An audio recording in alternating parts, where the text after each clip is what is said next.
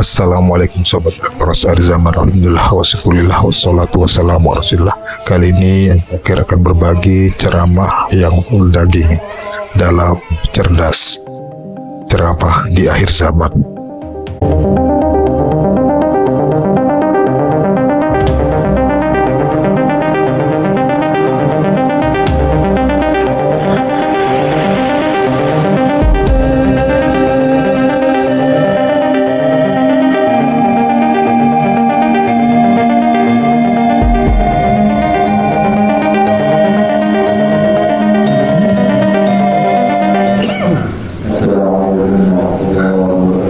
Waalaikumsalam warahmatullahi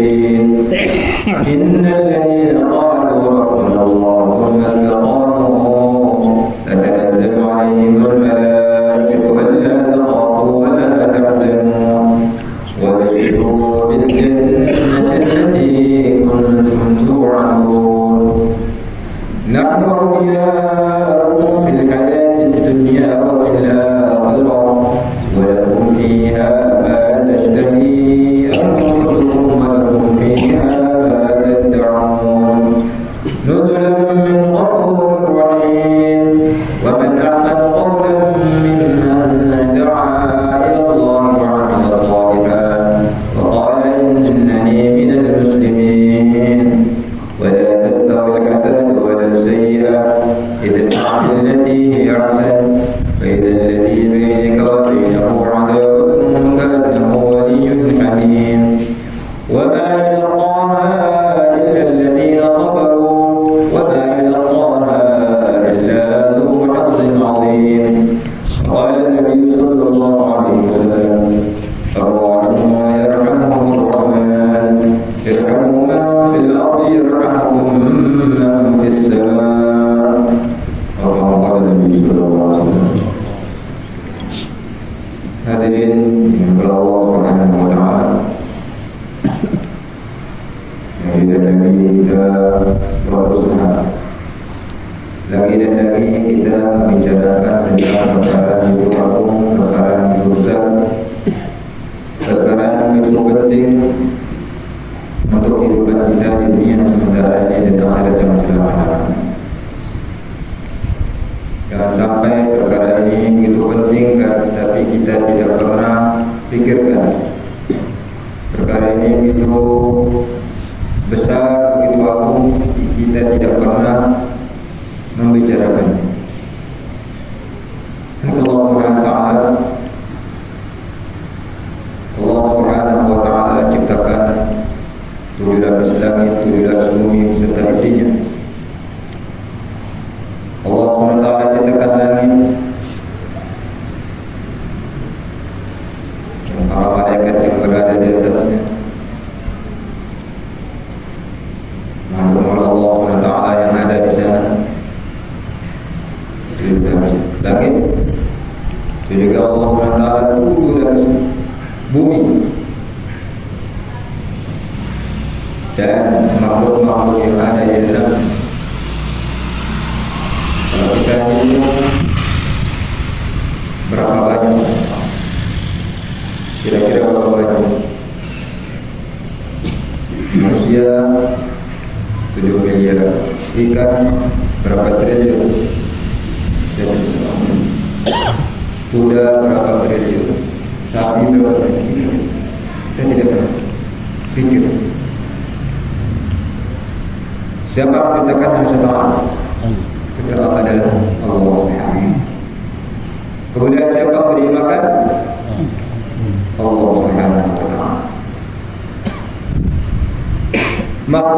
begitu banyak, semua dikasih makan Allah Subhanahu wa Ta'ala. Tapi kita ini kadang-kadang masalah makan kita tahu. Kalau kita ibadah terus kita nanti siapa kasih makan. Padahal bertriliun-triliun makhluk Allah yang tidak pernah kerja mencari makan dikasih makan gratis tis oleh Allah Subhanahu wa Ta'ala. Pak Paus ini kan timbang orang bilang jeruk terus sundet sikit Pak Paus. Kita ni cuma sepiring ia dalam pikiran. Bahkan untuk hari tua sampai umur 60 tahun nanti ia tertutup, insyaAllah ia terpikiran. Pada Allah Ta'ala ketika kita berumur 4 bulan dalam kandungan, masa 4 bulan di dalam janinah ini, Allah SWT tulis jatah hidup di dunia ini. Ajal kita, rezeki kita, jodoh kita, bahagia atau celakanya kita sudah ditulis oleh Allah. Dulu ni aku jat keluar, lama aku jat keluar, lama masih hidup, lama masih umur. Lah aku jat keluar harap besar juga. Lalu kalau setara kadang-kadang perkara ni dia tua bicara akhirnya dia yakin, kurang keyakinan, akhirnya dia dah sepikiran. Akhirnya lupa kita ibadah kepada Allah, lupa kita menghambakan diri kita kepada Allah. Maka kalau Allah SWT ini kita mau bicarakan kebesaran Allah, kita lihat kebesaran Allah. Karena kata para ulama, ini tugas kita yang pertama. Allah ciptakan semua makhluk beserta apa yang ada di dalamnya. Allah SWT ciptakan langit, Allah ciptakan bumi, dan apa yang ada di antara keduanya, yaitu lita'alamu anallah, supaya kalian kenal kepada Allah,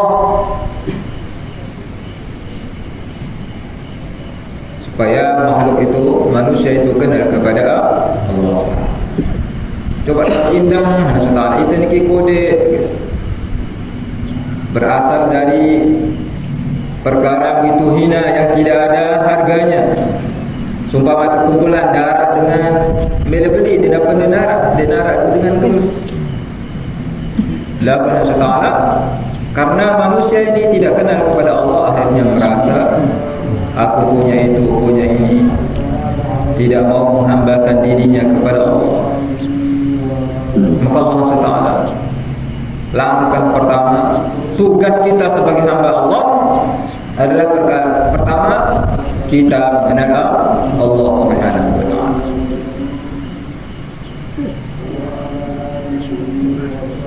Pohon kelapa saudara buah-buahan, kalau kita cari di dalamnya maka tidak ada buah-buahan. Itu semua berasal dari mana Allah Ta'ala? Allah Subhanahu wa Ta'ala. Empat di dalam laut atau di telaga, bulan 2 bulan beli. Yang besarkan siapa? Allah Subhanahu wa Ta'ala. Kalau Allah akan daki dan beli-beli, kalau Allah akan daki ikan itu akan besar. La ilaha illallah. Maka Allah Ta'ala, kita lihat sekeliling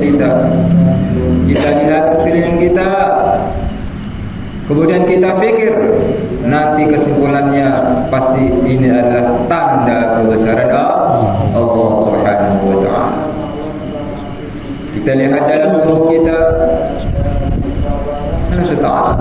Kalau kita mau berfikir, maka kesimpulannya nanti akan timbul annallaha ala kulli syai'in qadir. Akan timbul bahawa betul Allah Subhanahu wa Ta'ala berkuasa. Akan timbul kesimpulannya adalah Allah Subhanahu wa Ta'ala yang menciptakan. Allah Subhanahu wa Ta'ala yang maka Allah Ta'ala, orang itu akan bisa taat kepada Allah. Orang itu akan bisa menghambakan dirinya kepada Allah kalau dia kenal betul-betul, dia betul-betul kenal kepada Allah. Maka Allah Ta'ala sebelum kita beribadah kepada Allah, kita kenali Allah Subhanahu wa Ta'ala. Kita kenal kebesaran Allah Subhanahu wa Ta'ala. Indah. Karena inilah yang akan mendatangkan iman, yang akan mendatangkan kekuatan untuk kita beribadah kepada Allah Subhanahu wa Ta'ala. Hari Allah Subhanahu wa Ta'ala barulah setelah kita kenal kepada Allah, tugas kita yang kedua, wa ma khalaqtul jinna wal insa illa liya'budun. Kita tahu kita ini adalah hamba Allah. Kita ini diciptakan oleh Allah. Kita ini diberi makan oleh Allah Subhanahu wa Ta'ala. Hirup udara gratis dari Allah, minum airnya Allah, hidup di atas bumi Allah, di bawah kolong langit Allah Subhanahu wa Ta'ala. Maka tugas kita adalah menghambakan diri kepada Allah Subhanahu wa Ta'ala. Jadi tugas kita pertama kepada Allah, kemudian menghambakan diri kepada Allah Subhanahu wa Ta'ala. Inilah maksud kita hidup di dunia ini.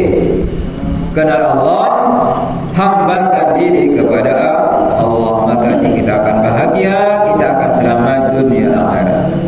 Lagu lamun jadi hidup ini atas pikiran-pikiran esat tanpa ilmu dari Allah, tanpa petunjuk dari Allah, kemeli-meli esat beda gawe ini gawe, maka kehidupan inilah orang-orang hidupnya seperti inilah, dia akan celaka, dia akan menderita, dan dia mau bahagia dunia ini apalagi dia. Maka Allah SWT, kita hambakan diri kita kepada Allah. Karena seperti tadi, karena kita ini adalah hamba Allah, maka sepatutnya lah kita menghambakan diri kita kepada Allah Subhanahu wa Ta'ala. Maka Allah Ta'ala, contohnya, kalau kita punya anak ini menurut mengapa kulit bayangkan anak yang 12 bayang barang di kazuhor Indo melen nika anak niki dakan dia pintar, dakan dia biasa apapun ini menurut sitkaman, apapun ini kisah sitkaman bahkan lawan ini dan mele wayan motor ditanjak ditanjak sekian ini je suruh sembahyang mele, apalagi je tolong mama je bangkit, apalagi je gawe tolong mama gawe apa suruh siapa sumpah mani kendeng montor dekat kedua kepeng jul gede pada lagi harus taat. Jadi Allah SWT perumpamaan kemarin ini, kalau kita menghambakan diri kita kepada Allah, taat kepada Allah, apa suruh Allah kita jalankan, apa larang Allah kita tinggalkan, maka Allah SWT nanti Allah SWT keperluan kita Allah Subhanahu wa Ta'ala akan penuhi. Lagu ni ngendeng perintah-perintah Allah dan gawe untuk ngendeng ni sembahyang di media surah ni pelanggaran berbeda jatuh beda. Maka Allah Ta'ala langkah pertama, kalau kita mau bahagia, kalau kita mau selamat, selesai urusan-urusan kita, apalagi kita ni masalah paling pelik pertama, masalah rezeki, masalah pajak keluarga yang terpikir dalam dunia. Maka langkah pertama adalah hambakan diri kepada Allah Subhanahu wa Ta'ala. Allah Subhanahu wa Ta'ala, Allah Subhanahu wa Ta'ala datangkan uang kepada kita, tidak perlu kerja yang bertahun-tahun. Kun fayakun dulu tiba-tiba di kantong penuh isi emas, Allah, permata haji insyaallah 1 miliar, haji 100 miliar. Allah SWT. Kapan itu terjadi? ketika hamba-hamba itu total dia pasrahkan, dia kerjakan semua perintah-perintah Allah SWT. Pada cerita wali-wali ni ke Sunan Bonang tongkat dari Mas Piran ni ke beliau taat kepada Allah SWT, habis-habisan taat kepada Allah. Itu memang kini ke Masya Allah, baca Quran di tua, ngaji di tahu, apalagi kita sudah kadang-kadang dia berdoa mele apa orang berdoa berbeda. Maka Allah Ta'ala langkah pertama untuk kita selesaikan masalah kita, terutama masalah di dunia sementara ni bahasa ulama, lama di dunia ni imat ni dia baru selesai perkara masalah makanan berbeda, tanda selesai kubur lebih berat. Lama dengan ibadah kita tidak tenang di dunia ni, apalagi nanti ibadah kita bisa mendatangkan ketenangan di kubur, tidak akan bisa. Maka Allah Ta'ala ibadah kita ini, kita betul-betul beribadah kepada Allah sehingga ibadah kita ini mendatangkan ketenangan, mendatangkan kemuliaan. Allah Ta'ala ya berusaha, Allah Ta'ala ya berusaha mara sembahyang ini perbaiki solat, berbeda perbaiki solat, mulai dengan istinja. Di antara syarat sahnya solat, tempat kita harus suci, pakaian kita harus suci. Ini kadang-kadang Masya Allah, lalu dia tahu najis, lalu dia tahu orang najis, apalagi ibu cara mopok dia tahu, ruwet doang sembahyang masuk tanah lagu sikit-sikit sembahyang itu terima. Dia dalam hadis nikah ada dengan 60 tahun seumur hidup sembahyang, aku sembahyang beda-beda ni cuma pernah jadi ilmu, maka anda harus ibadah seperti ini. Hakimin maksudnya karena ibadahnya tidak diperbaiki, tidak didasari dengan ilmu.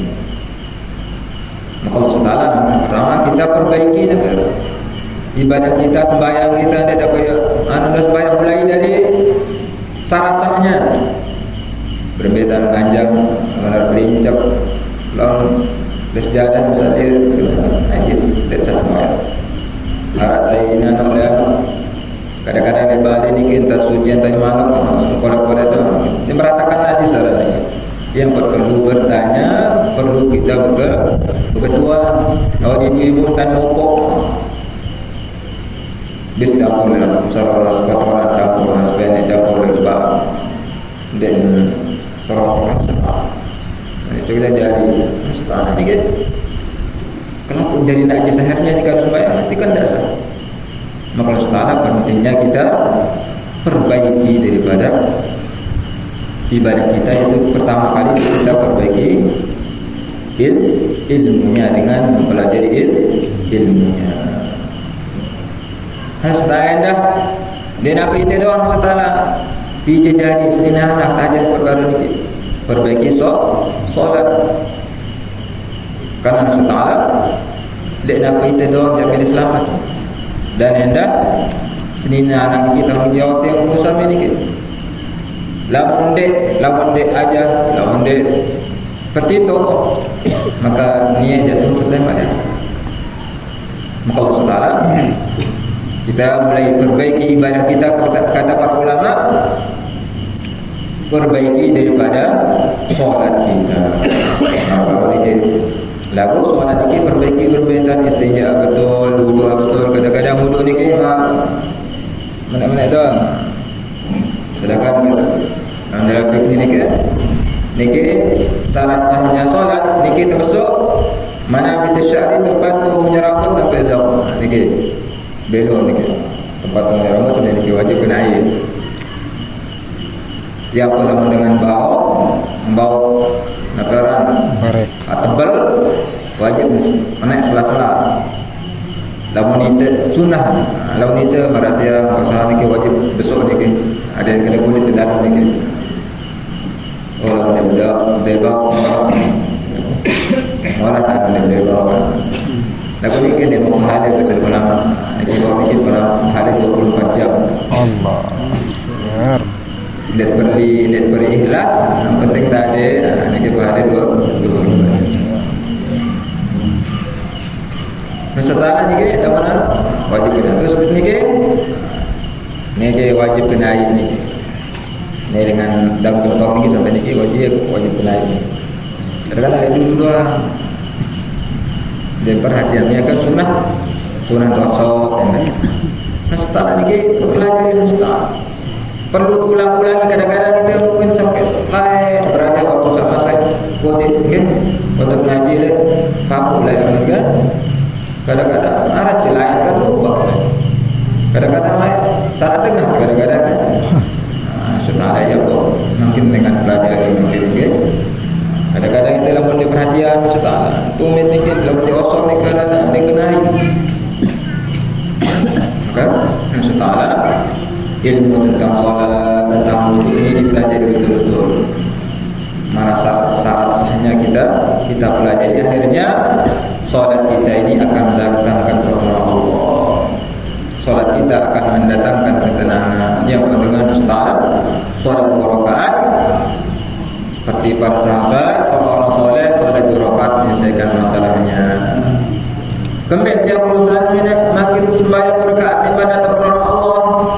Harap memiliki keyakinan kita kepada Allah belum mantap. Kemudian ilmu tentang salat kita belum pelajari betul-betul. Berbeda saja. Datang kepada Allah kan iya ni. Kerap dengan tuan guru. Salat belum ada apa-apa salat 2 rakaat. Apa ya keyakinan dia memperbaiki, tata cara ilmu dia memperbaiki berbeda. Kan tidak. Ini kan belum dia sesuai negara kriteria berbeda cukup syarat berbeda aja terterima. Maka Allah Taala kita pelajari ilmu sholat hingga sholat kita ini akan mendatangkan kebahagiaan kita, akan mendatangkan keselamatan untuk kita dunia dan akhirat. Allah Taala bila ini Allah Taala kita ini diutus Allah Subhanahu wa taala ke dunia ini untuk sama-sama ingat-ingatkan. Ya ayyuhal muzammil, ya ayyuhal mudaththir, qum fa'anzir. Ya orang muslim, qum fa'anzir, berilah peringatan. Berilah peringatan. Bukan qum fa'anzir kata beliau. Bukan kita duduk bukan begitu Nabi SAW diperintah Allah berdiri dan berilah peringatan untuk mengajak saudara-saudara kita taat kepada Allah SWT. Maka Allah SWT kewajiban kita itu sebagaimana kewajiban sholat, dakwah ini adalah kewajiban kita juga, mengajak ini adalah kewajiban kita.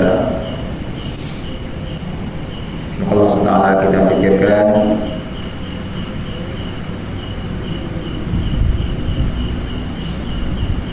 kita buat usaha-usaha yang mana kita bisa mengajak saudara-saudara kita untuk taat kepada Allah Subhanahu wa taala. Di rumah kita kata para ulama kita baca taklim dengan keluarga kita. Karena keluarga inilah tanggung jawab kita. Ku anfusakum wa ahlikum nar, hai orang beriman, jaga diri kamu dan keluarga kamu dari api neraka. Bagaimana menjaga mereka, yaitu dengan mengajak mereka taat kepada Allah dan menjauhi larangan-larangan Allah Subhanahu wa taala. Maka kata para ulama, hidupkan taklim di rumah, baca ayat-ayat Al-Quran, baca hadis-hadis, baca cerita orang-orang soleh, nanti akan datang keberkahan-keberkahan. Setelah di rumah kita jarang atau kita tidak pernah pikirkan bagaimana rumah kita penuh dengan barokah. Yang kita pikirkan bagaimana akhirnya dalam rumah itu jadi tenang. Bahasa para ulama, kalau ada orang keluar dari rumah kemudian dia masuk rumahnya tidak ucapkan salam, maka setan yang di luar rumah akan ikut masuk bersama dia. Akhirnya itu akan berdaya kalau setan hanya dalam negara luar. Cupanannya jadi ini tenang dalam. Karena apa?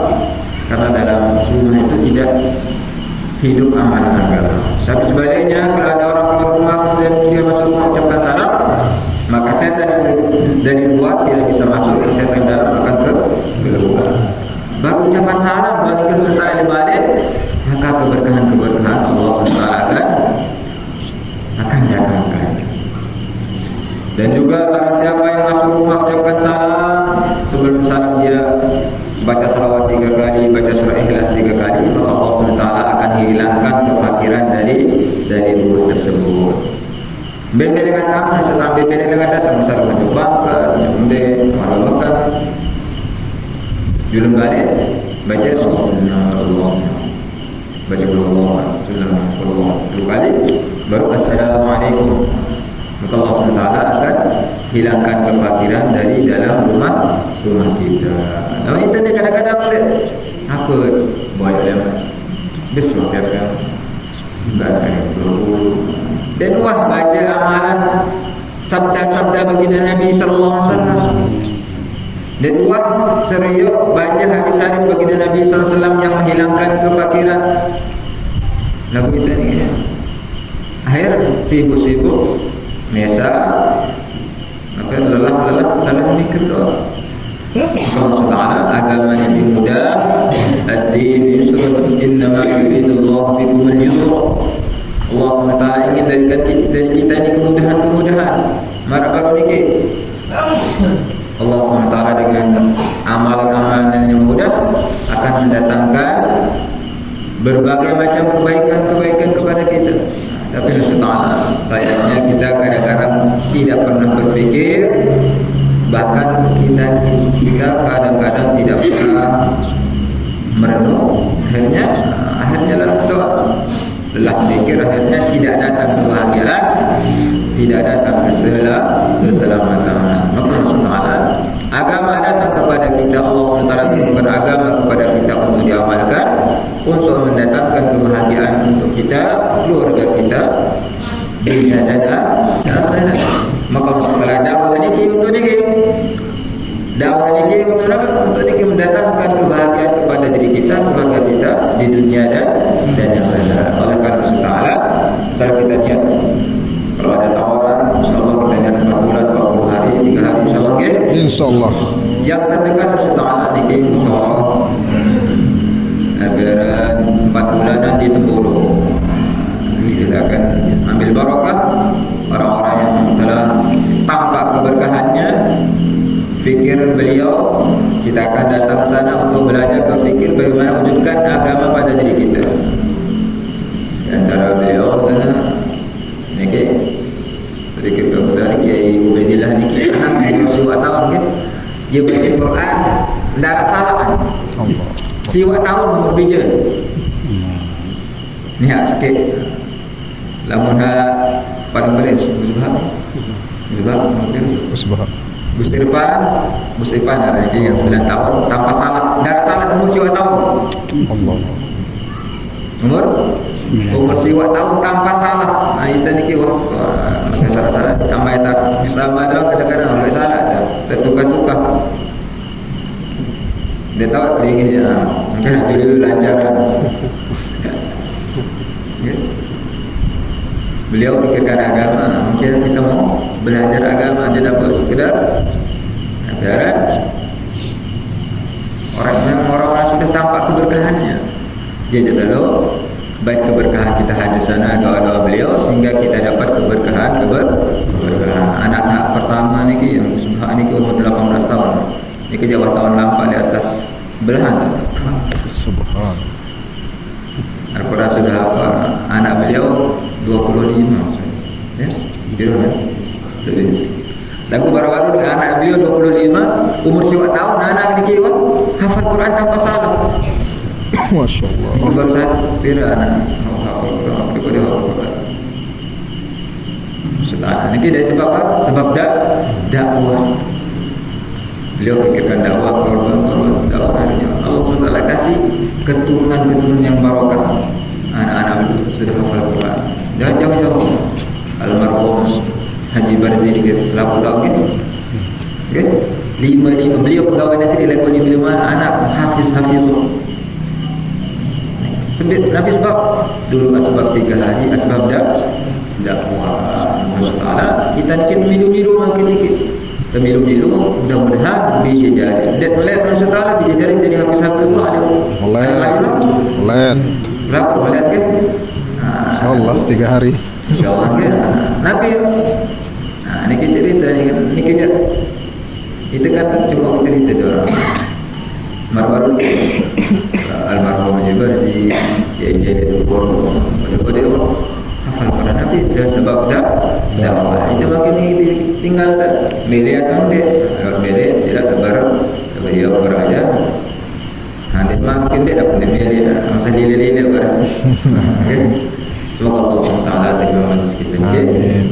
Allah SWT jadikan kita semua hidayah.